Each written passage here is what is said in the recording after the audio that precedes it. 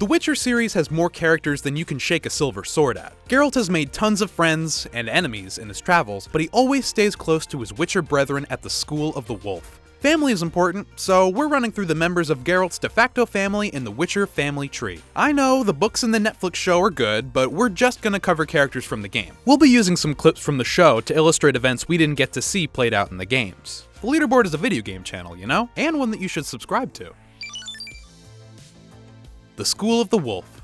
Since the Order of Witchers splintered into several factions centuries ago, the various Witcher schools have grown in different ways, developing their own customs and traditions. For example, the School of the Cat altered the mutagenic process, embracing mutations that intensified emotions rather than suppressed them. As a result, the Cats earned a reputation for loose morals and unpredictability, often taking contracts on human beings as well as monsters, a taboo among Witchers. The School of the Cat is an extreme example. Other schools stick to the traditions and just specialize in particular aspects of monster hunting. The School of the Griffin, for example, specialized in magic use, while the School of the Crane specialized in hunting sea monsters and airborne beasts. There's other schools too, but sadly, many of them have been disbanded or destroyed. The School of the Wolf is perhaps the most highly regarded school, with a reputation for trustworthiness and efficiency, no doubt thanks to its star monster slayer, Geralt of Rivia. Geralt of Rivia is easily the most famous Witcher, even outside the School of the Wolf. The sorceress Vesemir is his biological mother, but she passed him along to the Witchers when he was born. As a child, Geralt began his Witcher training at the School of the Wolf's home base, Kaer Morhen. Despite what his name may imply, Geralt isn't actually from Rivia. Young Witchers are encouraged to choose their own surname while in training in order to appear more approachable to future clients. After coming up with a few less than fitting titles, including Geralt Roger Eric de Haute Bellegarde, he decided to go with Geralt of Rivia. I mean, he already had that title after being knighted by Queen Meve. He even learned how to speak with a Rivian accent in order to better fit his new name.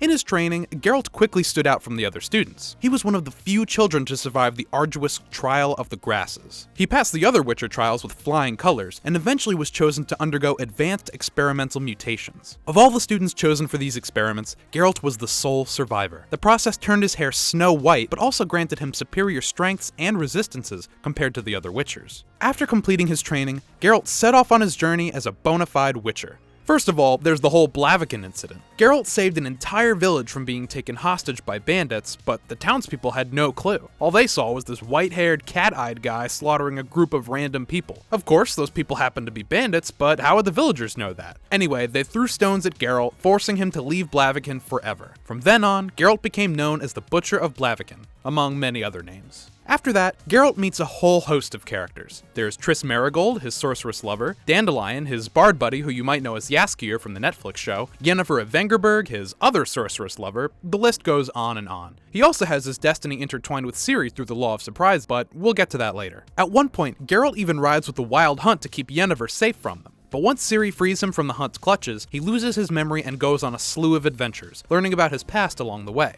After a group of bandits called the Salamandra attack Kaer Morhen, Geralt and his fellow wolves strike back, killing their leaders Azar Javid and the Professor. From there, Geralt starts working for King Foltest, until the king gets assassinated. Turns out he was killed by a Witcher from the School of the Viper named Letho, so Geralt eventually hunts him down and kills him, or spares him depending on what you choose. And of course, Geralt and his allies finally put a stop to the Wild Hunt. Geralt personally slays their leader. Look, I'm glancing over a lot here, but we cover many of his adventures in more detail in our Witcher timeline video, so check that out if you want to know more. While Geralt and many of the other Witchers in the School of the Wolf spend most of their time out on the road, hunting monsters and hooking up with anyone they can get their hands on, they return to Kaer Morhen in the winter to rest and recuperate until the spring.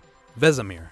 Vesemir is a former warrior who has since taken up a more comfortable role as a mentor in his old age. Long before the events of any of the books, Vesemir was a fencing instructor at Kaer Morhen. When the fortress was besieged by an angry mob, the mob killed every Witcher in the keep, except for Vesemir, who had been left for dead. The only thing that kept the school from being decimated completely was the fact that many of its Witchers had been out traveling at the time of the pogrom. As the eldest remaining Witcher in the School of the Wolf, Vesemir became the new leader of Kaer Morhen. Trouble was, as a simple fencing instructor, he didn't possess the ancient knowledge of mutagenics that the other elders had. As a result, the School of the Wolf would be unable to create and train any new Witchers. Years later, things got even more dire at Kaer Morhen. During the Witcher tournament, basically the Olympics of monster hunting, the rival Witcher School of the Cat betrayed the School of the Wolf at the behest of the King of Kedwen, slaughtering all but a handful of the Witchers there.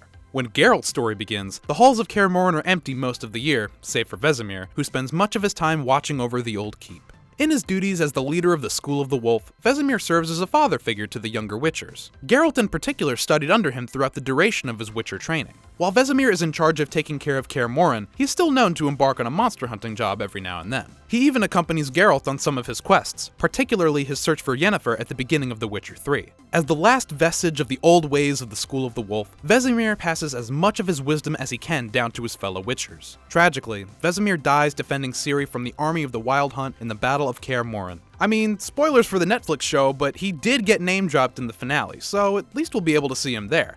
Fingers crossed that they get Mark Hamill, aka Luke Skywalker, aka the Joker, aka Undergrowth, the plant ghost from Danny Phantom. Eskil. Eskil is Geralt's friend from childhood, and his equal in many ways. During their Witcher training, the two bonded often, constantly pulling pranks and just generally hanging around. As an adult, Eskil proved himself to be an accomplished Witcher, though never quite achieving Geralt's level of renown, for better or worse. Like Geralt, he's also found himself to be the guardian of a child of surprise. After saving the life of a knight, Eskil invoked the law of surprise without truly knowing what it meant. When the knight had a daughter, Deirdre, it became Eskil's destiny to claim her as his own. Eskil didn't exactly want to be a dad, so he spent years going out of his way to avoid having to meet Deirdre. When Deirdre found him one day to ask for his help, Eskil hightailed it out of there like a Maury Povich guest and hid from her. Deirdre found him, however, and angrily slashed him for spurning her, leaving a gruesome scar across his face. Eskil is also similar to Geralt in terms of personality. He has a calm demeanor and is often the voice of reason. Some even say that Geralt and Eskil would look alike if not for Geralt's white hair and, the massive scar on Eskil's face. Eskil has a good relationship with Triss, Geralt's ally and on-again, off-again lover, but distrusts his main girl, Yennefer. Despite this, Eskil keeps it broceresses before sorceresses and doesn't let anything get in the way of his friendship with Geralt. Triss has once remarked that Eskil has a very strong magical aura about him, stronger even than Geralt. When Vesemir dies, Eskil takes up his responsibilities as steward of Kaer Morhen. Lambert. Lambert is younger than Geralt and Eskil, and he's most noted for his sarcastic, snarky attitude. Unlike Geralt, who often finds himself caught up in the games of kings and queens, Lambert remains apolitical, sticking solely to the Witcher code. He can be a real grouch, especially towards Triss. Apparently, he doesn't really trust her. While Geralt has clearly made the most of his life as a Witcher, Lambert harbors resentment for the path his fate has been set upon. He despises the fact that he had no choice in becoming a Witcher. As a child, Lambert was taken from his family by a Witcher who won him via the law of surprise after saving his abusive father from a group of neckers. From that day on, Lambert was trained to be a Witcher, whether he wanted it or not. Although he's got a pretty pessimistic outlook on his lot in life, he holds true to the Witcher way nonetheless. And sure, he bears some jealousy toward Geralt for his fame and successes, but he still remains loyal to his brother-in-arms. It's possible for Lambert to die during the Battle of Kaer Morhen if Geralt is unable to reach him in time and save him from the Wild Hunt's warriors. If the sorceress Kira Metz is present for the battle, she'll help Geralt save Lambert, and after the battle, even begin a budding romance with him. Leo. Leo is the youngest member of the School of the Wolf. When Leo was a kid, the Second Nilfgaard War left him orphaned. Vesemir found him and took him back to Kaer Morhen to train and become a monster hunter. Hot-headed and eager, Leo idolizes Geralt. He grew up listening to stories of Geralt's adventures and heroism, and he hoped to one day become a full-fledged Witcher like him. Although he hasn't undergone the traditional Witcher mutagenic process, he still trains hard. In the events of the first Witcher game, Leo is killed during the Salamandra's siege of Kaer Morhen. Specifically, he gets killed by the Professor, a Salamandra assassin. His death has a lasting effect on Geralt, who blames himself for being unable to save the young student. Berengar. Berengar is a jaded and cynical member of the School of the Wolf. Like Lambert, he's unhappy with his path as a Witcher, and wishes he could have lived a normal life. He disappears shortly before the Salamandra assault on Kaer Morhen. Turns out Berengar resented his fellow Witchers so much that he betrayed the School of the Wolf by conspiring with the Salamandra. When Geralt catches up to him, Berengar challenges him to a duel. Geralt wins, of course, but from there, he must decide whether to spare or kill Berengar. If he chooses to show mercy, Berengar shows regret for his actions and joins Geralt in his battle against the Salamandra leader, Azar Javed. But even though he redeems himself, Berengar dies at the hands of the evil sorcerer. So even though these are all the wolves we've met, there are many other members of the School of the Wolf that have been referenced in the games. Varen and Barman were two of the instructors for the Witchers. Varen in particular was known to be especially demanding when instructing the younger Witchers in swordplay. Some non-Witchers have lived in Kaer Morhen in the past as well. For example, there's Dagobert Sulla, a mage responsible for overseeing the Trial of the Grasses and the School of the Wolf's resident alchemist. Sadly, each of these characters are only ever mentioned because, well, they're dead. They likely met their ends in the pogroms that wiped out the majority of the Witchers at Kaer Morhen. Ciri. Okay, I know, she's not technically a Witcher, but Ciri is undoubtedly a major part of the Kaer Morhen family. She's the biological daughter of Pavetta of Cintra and Emir var Emrys, the exiled prince of Nilfgaard. Ciri's destiny became intertwined with Geralt's after he invoked the Law of Surprises in return for lifting her father's curse. Born in her mother's kingdom of Cintra, Ciri was raised as a princess for years after her parents seemingly died in a shipwreck. In reality, Emir had faked his death in a plot to return to Nilfgaard and reclaim his throne. Once he returned to power, Emir launched an invasion of the northern kingdoms, expanding his empire while searching for Ciri. When Cintra fell to the Nilfgaardian armies, Ciri fled and eventually ran into Geralt. Geralt realized that she was the child of surprise that he was promised, and accepted his destiny as her adoptive father. He took Ciri back to Kaer Morhen, the only place he knew that she could be safe, and trained her in the ways of the Witcher alongside his brethren in the School of the Wolf. It's not just the armies of Nilfgaard who are after Ciri, she's also being hounded by the Wild Hunt, an ominous pack of specters who seek to use her for their own sinister plans. See, Ciri possesses a unique gift inherited from her ancestors on her mother's side, the Elder Blood. It's an ancient gene that grants its bearer immense magical powers. People with this rare gift are generally referred to as sources. Her power occasionally manifests itself in a few different ways. Sometimes she causes uncontrollable explosions, other times she hears ethereal voices. She'll even accidentally conjure portals to other worlds and universes. In order to help Ciri understand and control her power, Geralt recruits the help of his other on-again, off-again lover, the sorceress Yennefer of Vengerberg. Unsurprisingly, Ciri forms a bond with Yennefer during training. Really, Yennefer's fate is also intertwined with Geralt's, making her Ciri's adoptive mother as far as destiny is concerned.